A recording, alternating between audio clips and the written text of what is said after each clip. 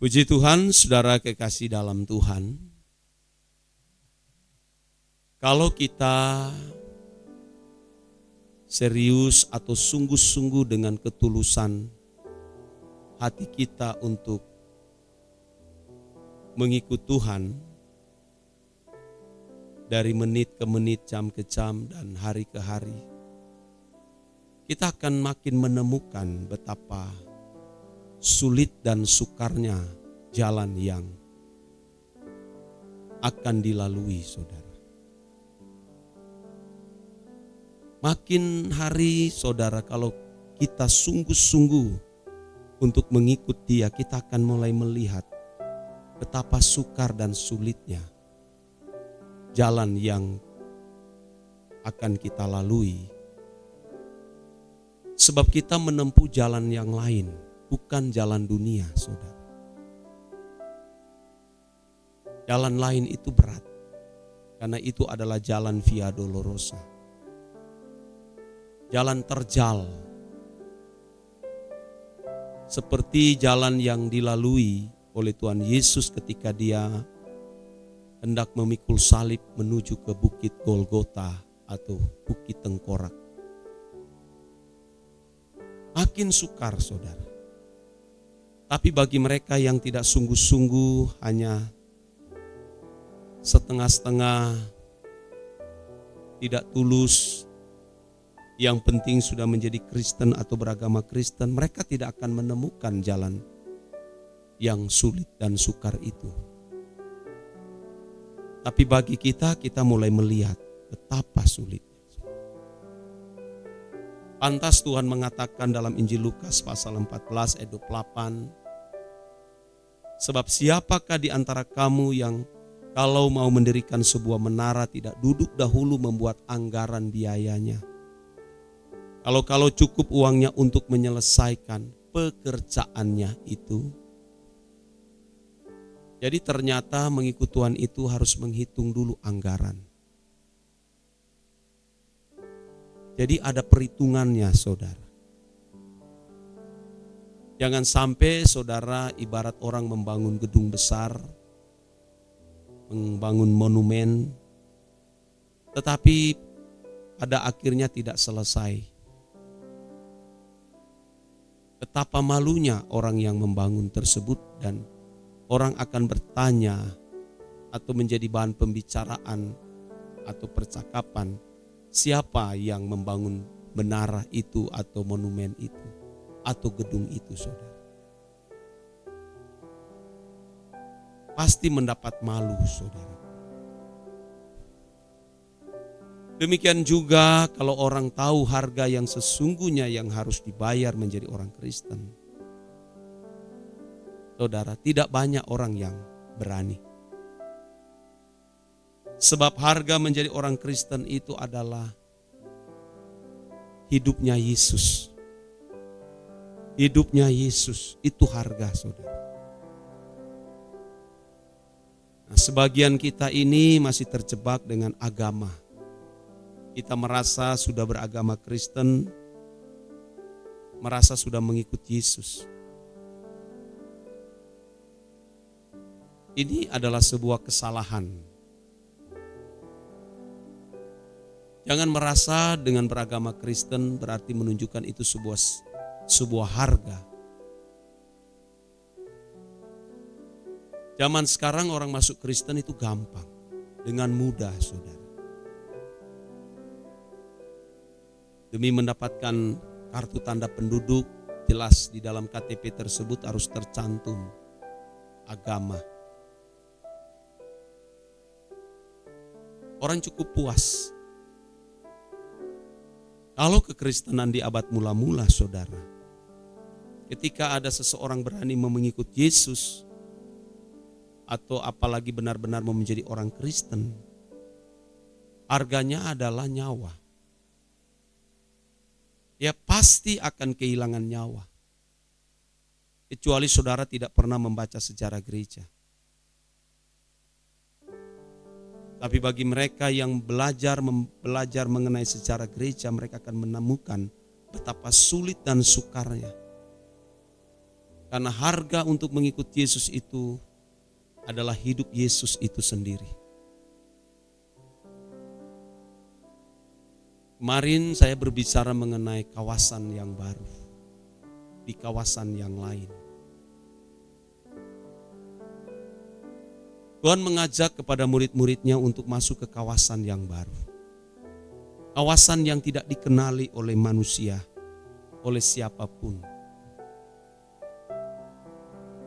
Sampai Petrus, Yohanes, dan Yakobus itu pun tidak mengerti padahal mereka sudah menjadi murid-murid Tuhan Yesus. Mereka memanfaatkan Yesus dalam pengiringannya mengikut Dia. Mereka berkata kepada orang-orang tua mereka supaya menyampaikan pesan kepada Yesus. Jika Dia telah menjadi Raja, jangan lupa anak-anak kita supaya ada yang bisa duduk di samping kanan dan di samping kiri. Ternyata motif mereka mengikut Yesus hanya untuk mendapatkan sebuah jabatan. Ketika Yesus menjadi Raja, yang mereka pikirkan Yesus menjadi Raja dunia, bukan Raja yang sesungguhnya, bukan Raja damai sejahtera, tapi Raja dunia. Karena otak mereka itu otak duniawi, belum dicelikan. Tapi Tuhan dengan kesabaran menuntun memimpin mereka. Karena mereka belum mengerti, saudara. Sehingga mereka hendak berebut jabatan. Tapi ketika mereka dicelikan mata rohani mereka, baru mereka menyadari bahwa ternyata yang mereka kejar selama itu bukanlah kerajaan dunia, melainkan kerajaan yang kekal, yang terdapat kebenaran. Dan motif-motif seperti ini, saudaraku, sering masih banyak menghasut di banyak gereja atau di kalangan orang Kristen yang tidak mengerti mengapa aku harus mengikut Yesus, mengapa aku menjadi Kristen. Sedih melihat, saudara, bahkan ada banyak orang sudah tidak bisa lagi diupah karena telah memiliki konsep yang keliru, seperti murid-murid yang mengharapkan Yesus menjadi raja menggantikan Herodes, menggantikan Arkelaus, atau paling tidak menyingkirkan raja-raja yang menduduki Yerusalem. Dan Yesus naik tahta menjadi seperti Raja Daud yang pernah memerintah 40 tahun lamanya, di mana orang Israel tidak lagi mengalami penderitaan, aniaya, bahkan penjajahan. Jangan sampai kita berpikiran demikian, saudara. Oleh sebab itu, saudara-saudara kekasih dalam Tuhan, kita harus berani hidup seperti hidup Yesus. Kalau kita tidak mencapai standar ini, kita bukanlah Kristen. Karena kata Kristen itu diambil dari kata Kristianos dalam bahasa Yunani, bahasa aslinya. Kristianos artinya orang yang disejajarkan dengan Yesus. Karena kata itu muncul pertama kali di Antioquia. Dalam Kisah Rasul pasal 11 ayat 26, di Antioquia lah mereka disebut sebagai Kristen, Kristianos. Dari orang-orang yang tidak mengenal juru selamat, dari orang-orang kafir. Mereka menyebut pengikut-pengikut Kristus yang dimana Paulus dan Barnabas mengajar saat itu sebagai Kristen. Karena mereka melihat model dan gaya hidup orang-orang yang disebut Kristen itu seperti Yesus yang dari Nazaret. Persis sama gaya hidup mereka. Yang rela kehilangan segala kesenangan hidup Ditampar pipi kiri, mereka beri pipi kanan. Disuruh jalan 1 mil, mereka menempuh 2 mil. Diminta baju, mereka memberi jubah. Jadi ini orang-orang yang kelihatan sudah frustasi. Karena tidak lagi memandang dunia ini sebagai rumah mereka. Karena mereka mencari satu tanah air surgawi.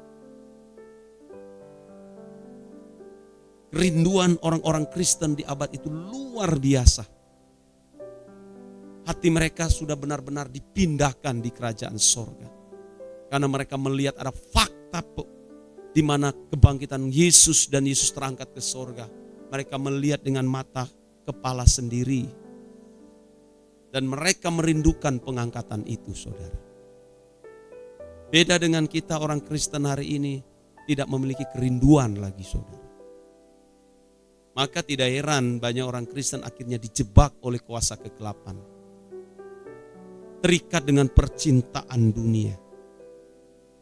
Orang-orang Kristen pada abad itu sampai memikir menikah pun sudah tidak pernah mereka pikirkan. Ya, hampir setiap hari mereka berkumpul bersama. Membagi-bagikan segala sesuatu yang mereka miliki untuk kebutuhan bersama. Karena merindukan hari yang besar di mana mereka akan diangkat oleh Tuhan. Termasuk Paulus sendiri, saudara. Sampai dia dijuluki sebagai seorang eskatomania. Yang merindukan kedatangan Tuhan saat itu. Hari ini, saudara, kerinduan datangnya Tuhan tidak lagi dirindukan oleh banyak orang Kristen. Karena sudah sampai tingkat terikat. Maka jangan heran ya, saudara, kekristenan hari ini mengalami kemerosotan begitu hebat. Karena tidak lagi memiliki tujuan yang jelas. Sebagian gereja tidak lagi menyuarakan kebenaran yang murni. Kesucian hidup tidak lagi digelontorkan. Kekudusan hidup. Kerajaan Allah yang begitu mulia yang Allah sediakan bagi orang percaya tidak diberitakan secara benar. Pemberita-pemberita firman tidak lagi memiliki kuasa dalam perkataan. Sebab penuh dengan berbagai motif-motif di balik pemberitaan firman. Sedih melihat saudara sekalian. Jangan sampai saudara ketika kedatangan Tuhan, saudara pada akhirnya saudara tidak diangkat. Karena engkau tidak merindukan kerajaan itu. Padahal Yesus berkata dalam Injil Yohanes pasal 14. Janganlah gelisah hatimu, aku pergi ke rumah Bapa untuk menyediakan tempat bagimu. Supaya di mana aku berada, kamu pun juga harus berada. Jangan lagi mengingini dunia ini karena dunia ini akan binasa. Tinggal tunggu waktu, saudara. Ayo cepat-cepat kita memindahkan hati di kerajaan surga. Dimulailah sekarang, saudara, jangan terlambat. Kiranya saudara pesan Tuhan ini menjadi peringatan bagi kita sekalian. Amin.